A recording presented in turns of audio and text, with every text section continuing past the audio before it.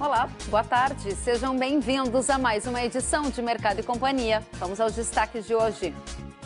PIB do Brasil cai 1,5% no primeiro trimestre e a agropecuária é o único setor que cresce no país.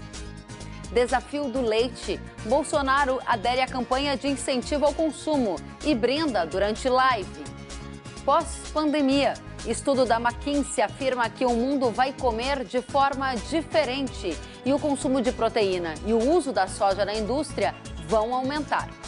Ministério da Agricultura tenta garantir corte de 25% nos juros do Plano Safra, mas ministro da Economia Paulo Guedes deve vetar.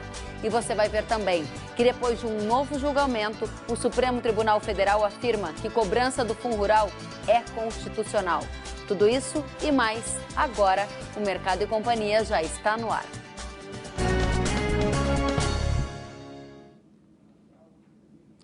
A pandemia do novo coronavírus afetou o resultado do Produto Interno Bruto do Brasil, que caiu 1,5% no primeiro trimestre deste ano, de acordo com o IBGE. Apesar do resultado geral negativo, a agropecuária teve crescimento de 0,6% no período.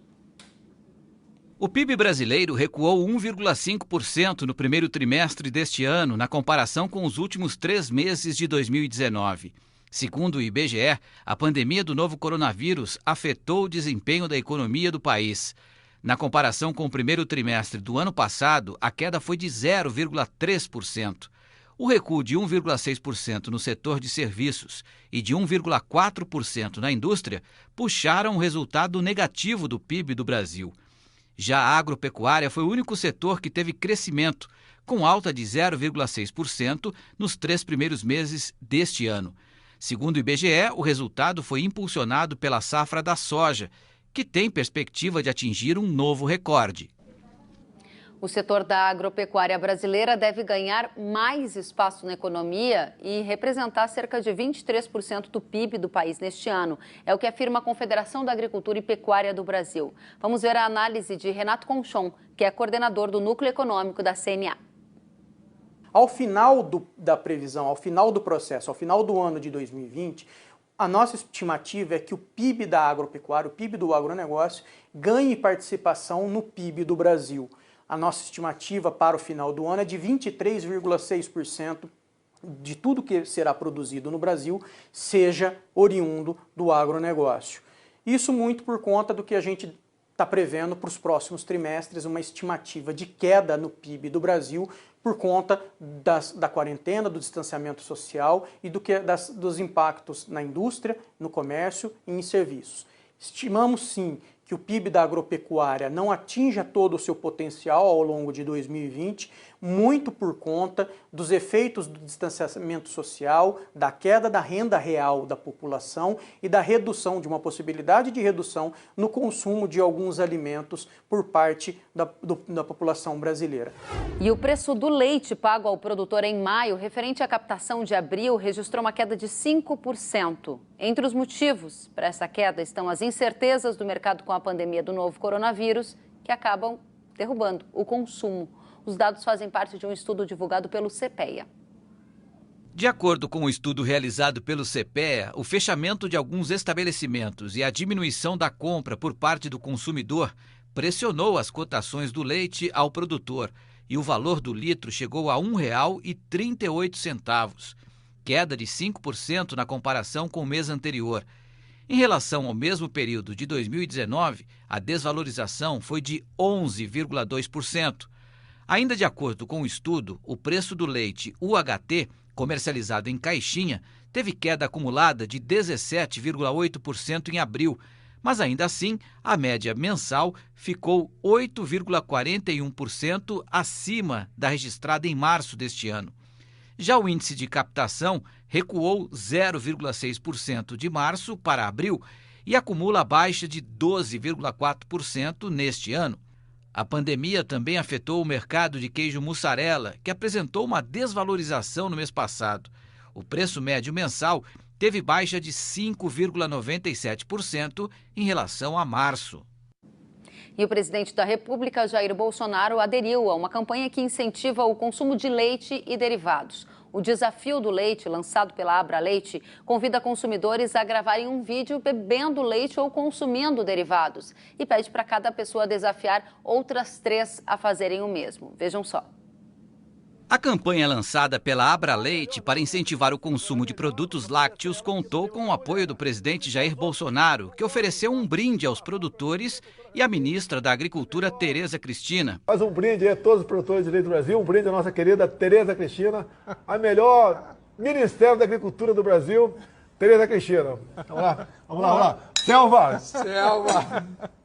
A ministra também aderiu à campanha e apontou providências tomadas pelo Ministério da Agricultura para apoiar o setor. Colocamos recursos para que aqueles que precisam estocar nesse momento difícil, queijos e derivados, possam fazer nas suas associações e cooperativas linhas de crédito para que isso aconteça.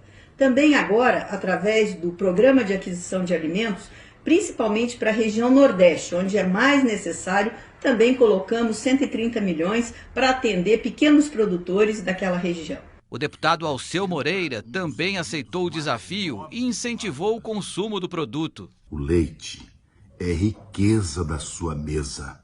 Estamos juntos, vamos consumir leite. Um grande abraço a todos vocês e vamos tomar leite. Tá aí a campanha para incentivar o consumo do leite que tem sido afetado por essa conjuntura econômica no Brasil. A McKinsey, maior consultoria empresarial do mundo, divulgou um estudo em que afirma que o mundo vai comer de forma diferente depois da pandemia. O aumento de consumo de proteína e soja na indústria são apontados como tendência. Sobre este tema, eu converso agora com o sócio sênior da McKinsey, Nelson Ferreira. Nelson, muito boa tarde, seja bem-vindo, porque o mundo vai comer de forma diferente e o que o mundo vai comer mais, hein? Boa tarde, Kellen, boa tarde a todos. Uma das tendências que já vinha acontecendo antes da pandemia é uma mudança para dietas mais saudáveis, dietas com mais proteínas e menos carboidratos. Uma das consequências dessa dieta tem a ver com a urbanização da China, tem a ver com mudança de hábitos de consumo de países emergentes para maior consumo de carnes, maior consumo de frangos, maior consumo de proteínas em geral. Então, isso era uma tendência que vinha antes da pandemia e deve continuar nesse cenário, nesse novo normal que nós teremos pós-Covid também. Bom, e que tipos de proteínas são essas? Olha, a gente vê um consumo tanto de carne, de diferentes tipos de carne, mas também muito de proteínas de origem vegetal, soja, ervilha. Há estudos, inclusive, de outros tipos de proteína fúngica, proteína de insetos, em alguns países também estão sendo desenvolvidos. Eu acho que vários têm falado, e foi uma tendência de grande crescimento recente, as proteínas sintéticas, então carnes de origem vegetal com proteínas sintetizadas em laboratório.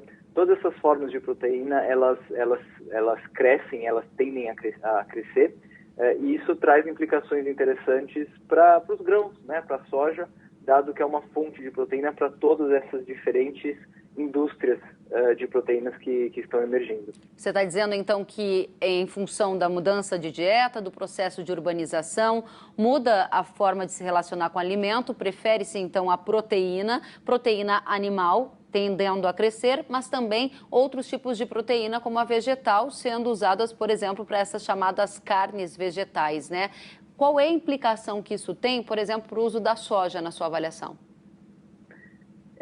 Isso traz perspectivas positivas para as proteínas vegetais, em particular para a soja, por vários motivos. Primeiro, porque a soja ela é uma fonte de proteína importante que vai na cadeia também da proteína animal.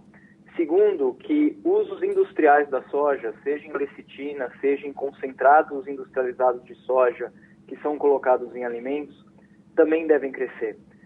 É comum, por exemplo, hoje a gente ir a um supermercado, comprar produtos, por exemplo, em iogurte, e muitas vezes na embalagem do iogurte está escrito lá 14, 15, 18 gramas de proteína, em letras até maiores do que o próprio logotipo da empresa que fabrica o iogurte. Então, as próprias empresas de bens de consumo estão fazendo um marketing do conteúdo de proteína até mais forte do que a própria marca, o próprio logotipo do produto. E as pessoas estão dando ênfase para consumo de proteína, isso tanto em países maduros quanto em países emergentes, né? E isso traz uma implicação importante para a soja, porque a soja ela é uma fonte de proteína para várias dessas cadeias, inclusive para a própria carne sintética, que tanto tem crescido, por exemplo, nos Estados Unidos. É o chamado superalimento, né, em que a característica nutricional do alimento é muito valorizada e ela precisa ser usada também como instrumento de marketing, é o que você, em outras palavras, está destacando também, né, Nelson? Quero perguntar para você em quanto tempo essas mudanças que você enxerga na maneira em que a gente come vão estar acontecendo. A pandemia acelerou isso? Qual é o seu radar? Essas mudanças já estão acontecendo, elas são mudanças que já estavam acontecendo. A pandemia, ela acelera em certa parte, porque você, inclusive quando você fica em casa em quarentena, as pessoas, você come mais, então de uma certa forma isso acelera parte disso. Por outro lado, a pandemia, ela também vai trazer, infelizmente, impactos no desemprego, impactos na renda. E isso troca um pouco o teu hábito de consumo. Então é possível que no curtíssimo prazo essa tendência de crescimento grande ela desacelere e você volte a consumir um pouco mais de carboidratos, por exemplo, que é um alimento mais barato.